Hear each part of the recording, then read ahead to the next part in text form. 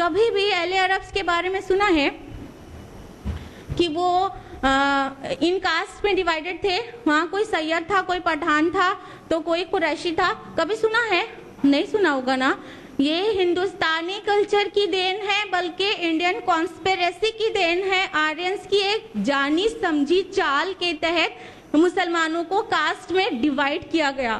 گھنائی سن کر اگر کسی کے ذہن میں کاسٹزم ہے، اگر برادری واد کسی کے ذہن میں ہے، تو گھنائی سن کر کہ یہ کہاں سے آیا ہے اور ہم کس کو حق سمجھتے ہیں. آج ہمارا کیا حال ہے کہ ہم اپنی بیٹی کا نکاح نہیں کرتے ہیں نا دوسری کاسٹ میں، جبکہ وہ کلمہ گو ہوتا ہے، متقی پرہیزگار بھی ہوتا ہے، بٹ کیا ہے کہ کہہ دیتے ہیں ہاں پہلے تو کہتے ہیں دیندار لڑکی چاہیے، دیندار لڑکی چاہیے. جب دیندار لڑکی بتاؤ تو کہتے ہیں اصل میں ہم کو سید صدیقی میں چاہیے تھا. پٹھان تک چلے گا، اس کے نیچے نہیں چلے گا. کیا کوئی سیڑھی ہے؟ کوئی سیڑھی ہے کہ اس کے نیچے نہیں چلے گا؟ یہ کتنی گھنونی سازش کے تحت ہم کو ڈیوائیڈ کیا گیا. قرآن حکیم آج بھی ہمارے پاس موجود ہے، اس کی تعلیمات آج بھی موجود ہے. اس کے بعد یہ دماغ سے گندگی جاتی کیوں نہیں ہے؟ کیوں نہیں نکل جاتی ہے گندگی دماغ سے کہ کاسٹزم کوئی چیز ہوتی ہے؟ اللہ تعالیٰ نے ڈیوائیڈ کیا کاسٹ میں. اللہ تعالیٰ نے انسانوں کو برادریوں میں ڈیوائیڈ کیا، بٹ فار ریکگنیشن نا، ڈسکریمنیشن کے لیے تو نہیں، پہچان کے لیے نا. ہم نے یہ پہچان کے بجائے اس کو تفاخر کا بلکہ اپنے آپ کو اونچا ہونے کا ذریعہ بنا لیا. اللہ کے رسول صلی اللہ علیہ وسلم کے کتنے ہی نکاح دوسرے قبائل میں ہوئے کہ نہیں ہوئے؟ ہاں تو اب ہمیں کیا پریشانی ہے؟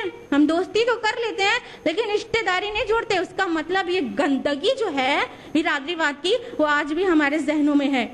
اب ہمیں اور آپ کو مل کر اس برائی کو سماج سے اکھاڑ پھینکنا ہے. بغیر کاسٹزم کی برائی کو نکلے ہوئے ہم متحد کیسے ہو سکتے ہیں؟ ایک امت کی حیثیت سے کیسے کھڑے ہو سکتے ہیں؟ جو دوسری بنیاد ہے ہمارا براڈ ڈویژن ہے وہ ہے مسلک اور عقائد کی بنیاد پر. مسلک اور عقائد کی بنیاد پر بھی ہم بہت ہی افسوسناک انداز میں ڈیوائیڈڈ ہیں. آج مسلک مذہب کے نام پر ہم کو 4 خانوں میں ڈیوائیڈ کر دیا گیا، حنفی، شافعی، حنبلی اور مالکی. اس طرح ہم مسلکوں کے نام پر ڈیوائیڈ ہو گئے اور ایک دوسرے سے بغض و عناد رکھنے لگے. ہر انسان اپنے کو اونچا، دوسرے کو کمتر سمجھنے لگا. کیا اللہ تعالیٰ اس بات کی اجازت دیتا ہے کہ ہم ٹکڑوں میں ڈیوائیڈ ہو جائیں؟ اللہ سبحانہ و تعالیٰ نے بہت غضبناک انداز میں فرمایا ہے سورہ الانعام سورہ نمبر 6 آیت نمبر 159 میں. ابھی قرأت اور ترجمہ بھی آپ نے سماعت فرمایا کہ جن لوگوں نے دین کو ٹکڑے ٹکڑے کر دیا اور گروہ در گروہ ہو گئے، اے نبی صلی اللہ علیہ وسلم آپ کو ان سے کوئی تعلق نہیں، ان کا معاملہ اللہ کے سپرد ہے اور اللہ تعالیٰ انہیں دیکھ لے گا. تو اللہ تعالیٰ بالکل ناراض ہے اس بات سے کہ ہم ڈیوائیڈ ہوں چاہے کسی بھی بنیاد پہ، لیکن اللہ تعالیٰ اس بات سے بہت زیادہ ناراض ہے، غضبناک ہے کہ ہم ڈیوائیڈ ہو جائیں، الگ الگ ہو جائیں، اپنی طاقت کو بکھیر کر رکھ دیں. تو ہم مسلکوں کے نام پر جو ڈیوائیڈ ہو گئے ہیں، اسکالرز کے نام پر، اور اس میں تفاخر بہت آ گیا ہے. کئی مسلک والے سمجھتے ہیں کہ ہم سب سے بہتر ہیں اور دوسرا نیچا ہے. مقلد غیر مقلد کو ایبیوزنگ انداز میں مقلد کہتا ہے، غیر مقلد کہتا ہے، اور غیر مقلد مقلد کو ایبیوزنگ انداز میں مقلد کہتا ہے. یعنی مقلد غیر مقلد ایک گالی ہو گئی. اپنے اپنے مسلک کو فالو کرنا تفاخر کا ذریعہ ہو گیا، بہتری کا ذریعہ ہو گیا، جبکہ قرآن حکیم ہمارے پاس ہے.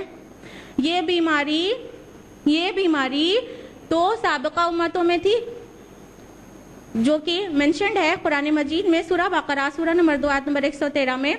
وقالت الیہود لیست النصارى علی شیء، یہود کہتے ہیں کہ نصارہ کسی حق پر نہیں. وقالت النصارى لیست الیہود علی شیء، اور نصارہ کہتے ہیں یہود حق پر نہیں، یہود کسی چیز پر نہیں. وہم یتلون الکتاب، اور وہ کتاب پڑھتے ہیں، کتاب اللہ پڑھتے ہیں.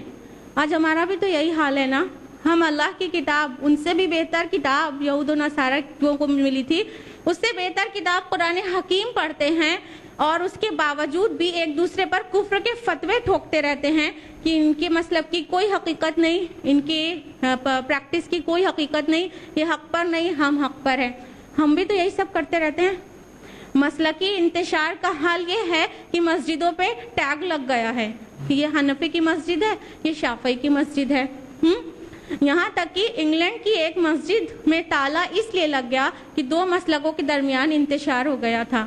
کیا نتائج آ رہے ہیں ہمارے یہ مسلکی انتشار کے؟ کیا نتائج آ رہے ہیں؟ تو ہم اپنے اسکالرز جن کو فالو کر رہے ہیں ان کو جانتے نہیں، انہیں سمجھتے نہیں، ان کا عمل نہیں دیکھتے. ذرا سنیے امام شافعی رحمۃ اللہ علیہ کا عمل. امام شافعی رحمۃ اللہ علیہ کوفہ جاتے ہیں جہاں پر امام ابو حنیفہ رحمۃ اللہ علیہ مدفون ہیں. وہاں جا کر وہ اپنے مسلک پر عمل نہیں کرتے، یعنی رفع یدین نہیں کرتے، آمین بالجہر نہیں کہتے. تو ان کے شاگرد کہتے ہیں کہ عجیب بات ہے، ساری عمر جس کی دلائل دیتے رہے آج وہ مسلک چھوڑ کر دوسرے مسلک پہ عمل کر رہے ہیں. تو امام شافعی رحمۃ اللہ علیہ فرماتے ہیں مجھے شرم آتی ہے کہ میں صاحب قبر کے مسلک کے خلاف عمل کروں. سبحان اللہ، کتنی عزت تھی ان میں آپس میں. امام شافعی کو امام ابو حنیفہ کی اتنا احترام تھا کہ ان کے شہر میں جا کر ان کے مسلک پہ عمل کرنے لگتے ہیں. سبحان اللہ. یہ مسلک کی جو حقیقت ہے وہ کیا ہے کہ وہ ایک تھاٹ ہے، وہ فقہ ہے، وہ تھاٹ ہے جس کو اپنے اپنے ڈھنگ سے ان 4 اسکالرز نے ایکسپلین کیا ہے. اور تمام ائمہ اس بات پر متفق ہیں کہ تبلیغ دین کی ہوگی، مسلک کی نہیں. یاد رکھیے گا، یہ تمام ائمہ دین کی تبلیغ چاہتے ہیں، مسلکوں کی تبلیغ کبھی نہیں چاہتے. اور ہم کسی بھی مسلک کے امام کو فالو کریں تو اتحاد کیسے قائم ہوگا؟ ہم تو کئی خانوں میں بٹ جائیں گے. حنفی، شافعی، مالکی، حنبلی، مقلد، غیر مقلد اور محمد بن عبد الوہاب کو فالو کرنے والے سب الگ الگ سلفی اہل حدیث نہ جانے کتنے فرقوں میں ہم بٹ جائیں گے. اتحاد کیسے قائم ہوگا؟ اتحاد تبھی قائم ہو سکتا ہے جب ہم امام الائمہ بلکہ امام الانبیاء محمد رسول اللہ صلی اللہ علیہ وسلم کو فالو کریں، کیونکہ یہ تمام ائمہ اپنے اپنے فن کے امام ہیں اور دین کا امام صرف ایک ہے اور وہ ہے محمد عربی صلی اللہ علیہ وسلم. اللہ کے رسول صلی اللہ علیہ وسلم نے ہم کو اسی بات کی تاکید کی. امام مالک کی موطا میں درج ہے پیارے نبی کی حدیث. اللہ کے رسول فرماتے ہیں میں تمہارے درمیان 2 چیزیں چھوڑے جا رہا ہوں، اگر تم اسے مضبوطی سے تھامے رہو گے تو کبھی گمراہ نہیں ہوگے. ایک کتاب اللہ کی کتاب، اور دوسری اس کے رسول کی سنت. پیارے نبی یہ 2 چیز ہم کو پکڑا کر گئے کہ اگر اس پہ مستعدی سے عمل کرو گے تو کبھی بھی گمراہ نہیں ہوگے. تو ہم کو فالو کرنے کی ضرورت ہے امام الانبیاء محمد صلی اللہ علیہ وسلم کو. جو اسلاف کا ہم نام لیتے ہیں ذرا ان میں اور نبی کے پیروی میں کا ڈفرنس سمجھ لیں اس ایگزامپل سے. امام ابو حنیفہ رحمۃ اللہ علیہ اپنے شاگرد امام ابو یوسف سے کہتے ہیں اے یعقوب میری ہر بات نہ لکھا کر، جو میں آج کہتا ہوں کل اپنی رائے بدل دیتا ہوں اور پرسوں کل کے خلاف کہتا ہوں، تو میری ہر بات مت لکھا کر. اور امام الانبیاء محمد صلی اللہ علیہ وسلم اپنے شاگرد عبداللہ کو دیکھتے ہیں کہ وہ آج لکھ نہیں رہے، فرمان رسالت لکھا نہیں جا رہا. پوچھا کہ واللہ آج تو لکھ کیوں نہیں رہا؟ تو حضرت عبداللہ نے فرمایا کہ یا رسول اللہ میرے ساتھیوں نے مجھ کو مشورہ دیا کہ نبی کی ہر بات نہ لکھا کر، پوچھ کر لکھا کر.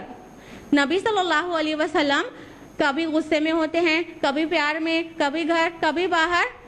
اللہ کے رسول صلی اللہ علیہ وسلم نے فرمایا اللہ کی قسم لکھ، اللہ کی قسم لکھ، محمد کے ہونٹوں سے حق کے سوا کچھ جاری نہیں ہوتا صلی اللہ علیہ وسلم.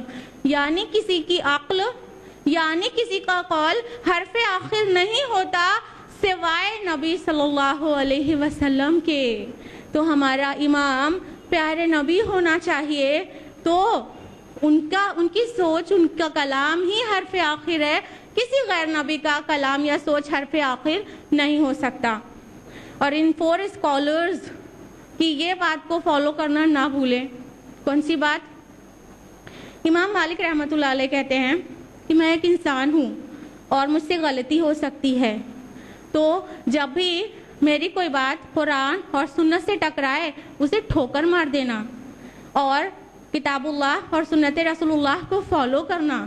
اور دنیا میں کوئی انسان نہیں ہے جس کی ایک بھی بات غلط نہ ہو سوائے اس ذات کے، پیاری ذات کے جو اس قبر میں سو رہی ہے۔ اور رسول اللہ کے روضہ مبارک کی طرف آپ نے اشارہ کیا۔ امام احمد ابن حنبل رحمۃ اللہ علیہ فرماتے ہیں کہ دیکھو خبردار ہماری تقلید مت کرنا، دین وہاں سے لینا جہاں سے ہم نے لیا ہے۔ امام شافعی رحمۃ اللہ علیہ فرماتے ہیں کہ میری کوئی بھی بات نبی کی کسی صحیح حدیث سے ٹکرائے تو میری بات کو ٹھوکر مار دینا اور نبی کی حدیث اور اس کی سنت کو سینے سے لگا لینا۔ امام ابو حنیفہ رحمۃ اللہ علیہ کا فرمان ہے کہ میری کوئی بات نبی کی کسی بھی بات سے میل نہ کھائے تو اس کو دیوار پر مار دینا اور نبی کو فالو کرنا۔ Have they ever said follow me? Never نا۔ ان تمام اسکالرز نے کبھی نہیں کہا نا ہم کو فالو کرنا، انہوں نے کہا رسول اللہ کو فالو کرنا۔ انہوں نے کہا، ہمیں افسوس ہے، بڑے افسوس کے ساتھ ہم آپ سے یہ سوال کر رہے ہیں کہ بتائیے تو کہ ہم ان اسکالرز کی جن کا اتنا احترام کرتے ہیں ان کی یہ بات کیوں نہیں فالو کرتے ہیں؟ ہم کیسے شافعی ہیں امام شافعی کی یہ بات نہیں فالو کرتے؟ ہم کیسے حنفی ہیں امام ابو حنیفہ کی اس بات کو فالو نہیں کرتے؟ ہاں، انہوں نے کہا دین قرآن اور سنت سے لینا، اور انہوں نے کہا کہ ہم کو فالو مت کرنا، یہ بات ہم کیوں نہیں مانتے ہیں؟ میری ان باتوں کا ہرگز مطلب مت لیجیے گا کہ ہم کو احترام نہیں ہے ان اسکالرز کا۔ پورے دل سے، پورے جذبات کے ساتھ چاروں ائمہ اور تمام دین کے اسلاف کا احترام کرتے ہیں، عزت کرتے ہیں، لیکن ان کی یہ بات بھی مانتے ہیں کہ انہوں نے یہ نہیں کہا تھا کہ ہم کو فالو کرنا۔ ہم یہ بھی بات مانتے ہیں کہ فالو اس کو کرنا چاہیے جس کے اندر کوئی کمی نہ ہو، اور وہ تو نبی کی ذات ہے۔ تو اس طرح سے ہم مسلکوں میں جو ڈیوائیڈڈ ہیں وہ اگر اپنے اسلاف کی پوری بات مانیں، ان کو جانیں، ہم کو جاننے کی ضرورت ہے۔ اگر ہم ان کو جانیں تو انشاءاللہ اختلافات نہیں ہوا کریں گے۔ اختلافات سے میری مراد یہ نہیں ہے کہ ڈفرینس آف اوپینین ہی نہیں ہوگی، ڈفرینس آف اوپینین رہے گی، اختلافات ہوں گے، تفرقہ نہیں ڈالنا چاہیے۔ چھوٹی چھوٹی اختلافات تو بالکل جائز ہیں۔ اب تمام مسلکوں میں جو ڈفرینسز ہیں وہ چھوٹے ہی تو ہیں، کوئی آمین بالجہر کہتا ہے صلاح میں، کوئی آہستہ سے آمین کہتا ہے، کوئی رفع یدین کرتا ہے، کوئی نہیں کرتا ہے، کوئی چھوٹی چھوٹی چیزیں ہی تو کرتے ہیں نا۔ چھوٹی اختلافات جو ہیں وہ بہت کم ہے، بہت مائنر ہے، دین کل کا کل وہی ہے، اس لیے ہم کو کنفیوز ہونے کی ضرورت نہیں ہے۔ اور اختلافات ہوں گے، ہو کر رہیں گے۔ اتحاد اور اتفاق کا یہ مطلب قطعی نہیں ہوتا کہ اختلافات ہونا بند ہو جائے، لیکن جب ایک دماغ سے دوسرا دماغ ہوا تو سوچ بدلے گی نا۔ اختلافات ہوں گے تو ان اختلافات کو کیسے ٹیکل کرنا چاہیے اس پر بھی قرآن مجید نے رہنمائی کی ہے۔ ذرا اٹھا کر پڑھیے سورہ نساء سورہ نمبر 4 آیت نمبر 59۔ یا ایھا الذین آمنوا، اے لوگو جو ایمان لائے ہو، اطیعوا اللہ واطیعوا الرسول، اطاعت کرو اللہ کی اور اس کے رسول کی، واولی الامر منکم، اور تم میں سے صاحب امر لوگوں کی، فَإِن تَنَازَعْتُمْ فِي شَيْءٍ، اور اگر اختلاف کرو کسی شے میں، کسی چیز میں اختلاف ہو جائے، فَرُدُّوهُ إِلَى اللَّهِ وَالرَّسُولِ، تو پلٹ جاؤ، مڑ جاؤ اللہ کی طرف اور اس کے رسول کی طرف۔ اللہ تعالیٰ نے فرمایا کہ اللہ اور رسول کی مکمل اطاعت کرو، اور اس میں سے حکام کی بھی، صاحب امر لوگوں کی بھی اطاعت کرو، لیکن جیسے ہی کوئی اور اللہ رسول کے علاوہ کوئی اور آیا تو اختلافات کی گنجائش شروع ہو گئی۔ ہاں، تو جو امیر ہے جماعت کا اس کو تو فالو کرنا ہی پڑے گا، لیکن جب بھی کسی چیز میں اختلاف ہو جائے فوراً پلٹو کتاب اللہ اور سنت رسول اللہ کی طرف. یہ قرآن مجید کی رہنما